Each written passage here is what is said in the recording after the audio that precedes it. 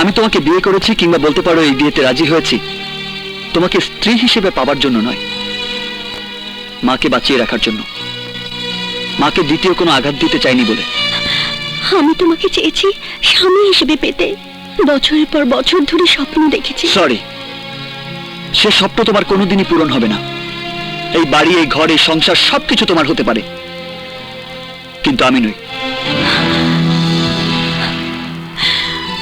ঘর যদি আমার হয়, ঘরের মানুষ আমার হবে না কেন?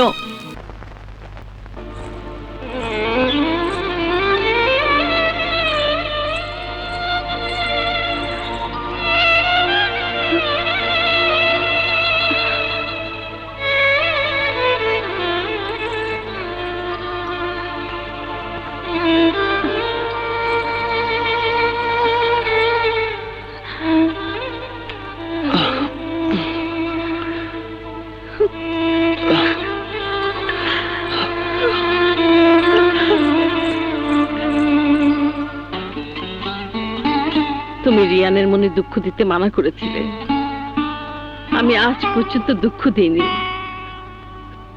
তুমি কবির ভাইজানের কাছে প্রতিজ্ঞা করেছিলে রিয়াকে রিয়ানের বউ করে আনবে। আমি সেই প্রতিজ্ঞা পূরণ করেছি। তুমি দোয়া করো রিয়া রিয়ান যেন দুজন দুজনকে ভালোবেসে সুখী হয়। কবির ভাইজানের কাছে প্রতিজ্ঞা করেছি আমি রিয়াকে কোনো দুঃখ পেতে দেব না। তোমার প্রতিজ্ঞা রাখতে গিয়ে আমার প্রতিজ্ঞা যেন ভঙ্গ না হয়। মা, আপনার সকালের চা। এ কি মা, তুমি? সুফিয়া বলল আপনি সকালে চা খান, নিন। চা খেতে খেতেই নাস্তা তৈরি হয়ে যাবে। কিন্তু মা, তুমি সকালে উঠে এসবে হাত দিয়েছো কেন? এখন থেকে আপনার চা, নাস্তা, খাবার সব আমার দায়িত্ব। নিন তো। দায়িত্ব যখন নিয়েছো তখন এটুকু নিলে তো হবে না, পুরোটাই নিতে হবে। এদিকে আয়, তো শ্বশুরও দেখুক।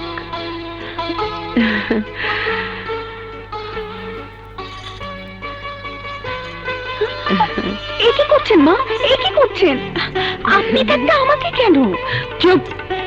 আমি থাকতে তোকে সব বুঝিয়ে দিতে চাই।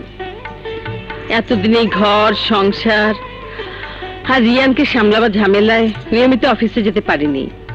এখন যতদিন রিয়ান অফিসের দায়িত্ব বুঝে না নেয়, এসব তুই সামলাবি, আমি অফিস সামলাবো। রিয়ান কোথায়? ও এখনো উঠেনি, ঘুমোচ্ছে।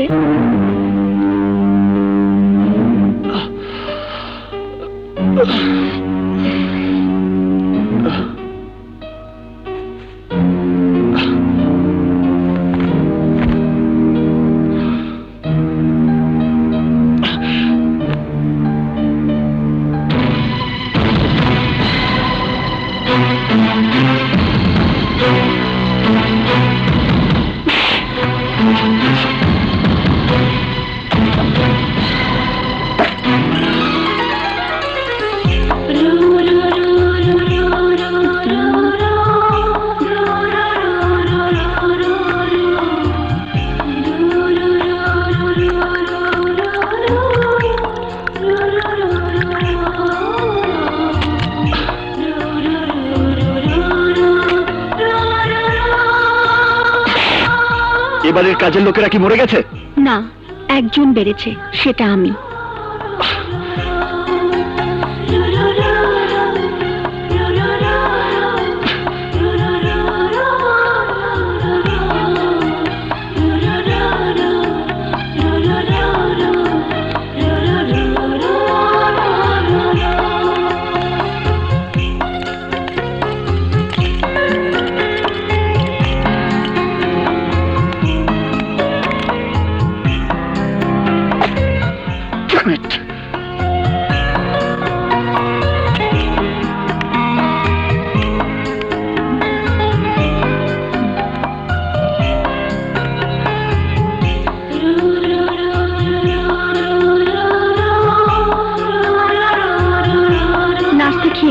না, and listen, আমার কোনো ব্যাপার নিয়ে তুমি মাথা ঘামাবে না। আমি খাবো কি খাবো না, কি পরবো কি পরবো না, কোথায় যাব, কখন ফিরবো, আদৌ ফিরবো কিনা, এটা একান্তই আমার ব্যাপার। আমি স্বাধীন, কমপ্লিটলি স্বাধীন। আন্ডারস্ট্যান্ড? রামেশ,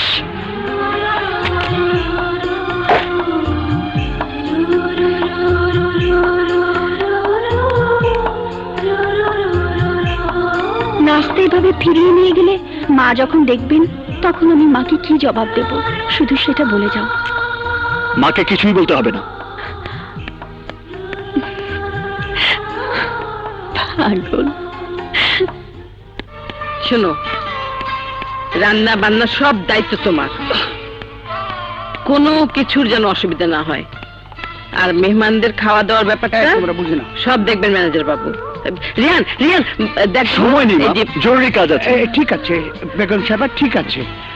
একদিনে কি সব বদলানো যায়? দেখবেন ঠিক হয়ে যাবে। আপনি ওদেরকে রান্নার আয়োজনটা বুঝিয়ে দেন। কি হয়েছে রিয়ান? কি হয়েছে তোমার? খারাপ লাগছে? পেইন হচ্ছে পেটে। কেন? পেন কেন? বুঝতে পারছি না। খুব খারাপ লাগছে তোমাকে দেখে। চলো কোনো ডাক্তারের কাছে যাই। না না, তার দরকার নেই। হয়তো সকালে না খেয়ে বেরিয়েছি বলেই। না না, তোমার মুখ দেখেই মনে হচ্ছে সিরিয়াস কিছু। চলো তুমি ডাক্তারের কাছে চলো, আমি ড্রাইভ করছি, Relax. হসপিটালে যাব। রিল্যাক্স, থামো, একটু থামো। হারুন আঙ্কেলের চেম্বার কাছে, আমি ড্রাইভ করতে পারবো। সারাদিন কোথায় থাকে, কি করে, কিছুই জানতে পারি না। শুধু মাসের শেষে লাখ লাখ টাকার বিল আসে, চেক সই করে দেই। নিয়মিত ভাবে অফিসে যেতে পারি না বলে যারা বিল নিয়ে আসে তাদের মুখোমুখি হতে পারি না। এমডি সাহেব চেক লিখে আনে, সই করে দেই। কিন্তু মা, এর মধ্যে তো অন্য কারো চালাকিও থাকতে পারে। সেই জন্যই তো আজ থেকে নিয়মিত অফিস করতে চাই।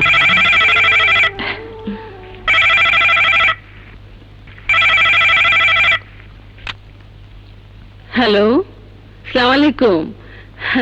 ডক্টর হারুন, কি ব্যাপার? রিয়ানের রিপোর্টগুলো তৈরি হয়ে গেছে। ওকে তো চিনি, ও হয়তো রিপোর্ট নিতেই আসবে না। কি বলছেন? সে কি, আপনি জানেন না? ও তো প্রচন্ড পেটের ব্যথা নিয়ে আমার এখানে এসেছিল। তখনই সন্দেহ করেছিলাম ডিউডোনাল আলসার। রিয়ানের ডিউডোনাল আলসার? এন্ডোস্কোপির রিপোর্ট যা এসেছে তাতে এখনই সাবধান হওয়া দরকার। বিশেষ করে বাইরে ঝাল মশলা দেওয়া খাবার একেবারে বন্ধ না করলে পারফোরেশন হয়ে যেতে পারে। তাছাড়া খালি পেটে ড্রিঙ্ক করাটাও বন্ধ করতে হবে। রিপোর্টের একটা কপি করে আমি বরং বাসায় পাঠিয়ে দিচ্ছি। ওকে ডক্টর, সঙ্গে প্রেসক্রিপশনটাও করে দেবেন। ওকে।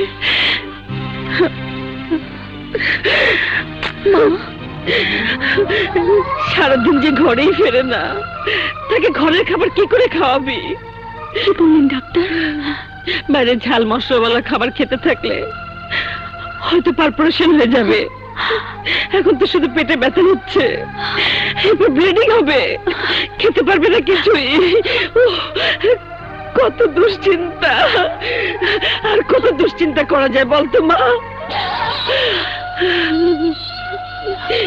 ওর বাবার এরকম হয়েছিল, কত কষ্টে যে ঘরে ফিরিয়েছি শুধু আমি জানি। মা, আপনি যখন পেরেছেন আমি পারবো না কেন? পারবো মা, পারবো।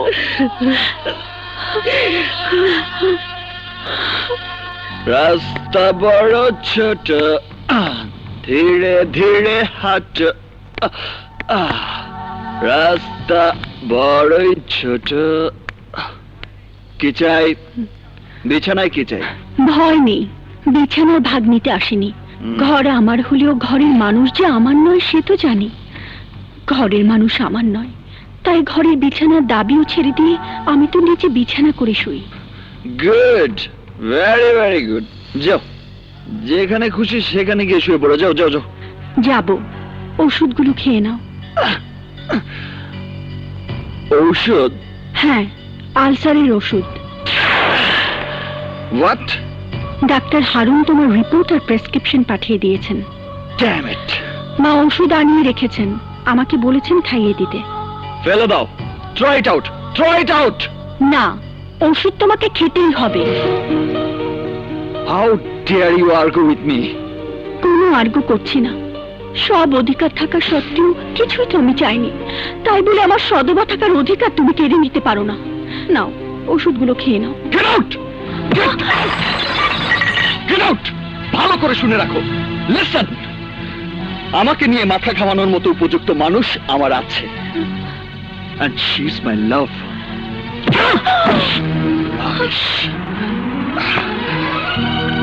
তোমাকে আমার কোনো দরকার নেই। Get lost. She is my love. She is my love. She is my love.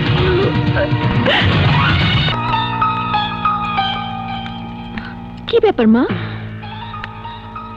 আমি কিছুদিনের জন্য দেশের বাড়িতে যাচ্ছি। হঠাৎ? কই, কালো তো কিছু বলনি। ডিসিশনটা রাতেই নিলাম। ভেবে দেখলাম ছেলেটা আসে, বাড়িতে একটা মুরব্বী মানুষ থাকলে। কার কথা বলছো তুমি? কার আবার? রিয়ানের। আমার জন্য ও হয়তো ফ্রি হতে পারে না। কি যাতা বলছো? তোমার জন্য ওর প্রবলেম হবে কেন? হয় মা, হয়। ও তুই বুঝবি না।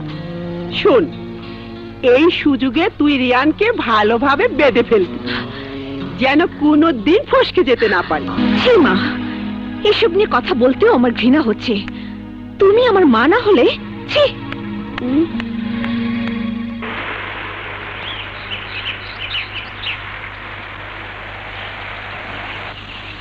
ফাইটার, তুই গাড়িতে বস, আমি আসছি। ঠিক আছে।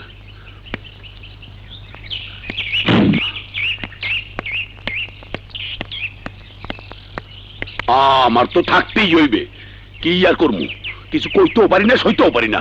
ঘরে অমন সুন্দর বাবি সাবরে রাখিয়া উনি আছেন বাহারালি লইয়া।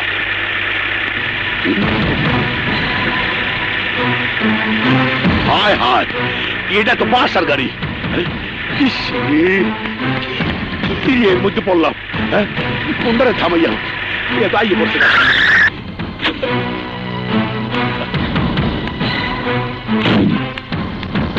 ভাবি সাহেব, আপনি এই দিকে বাসায় চলে যান। না, না ভাবি সাহেব, আপনার দিকে পাও ধরি, বহুত গোলমাল হয়ে যাইবে, মান সম্মান যাইবে। কিন্তু আমাকে তো জানতেই হবে আমার স্বামী গেছে কোথায়। এইখানে তিশা ম্যাডামের লগে। তৃষা? আর কিছু জিগাইবেন না, আপনি যান ভাবি সাহেব, আপনি চলিয়া যান, আমি সব খুললে কমু।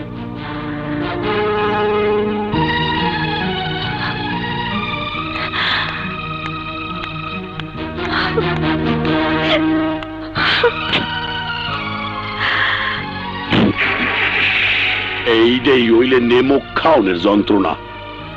এগুলো ভাঙতে পারি না, ওগুলো ছাড়তে পারি না।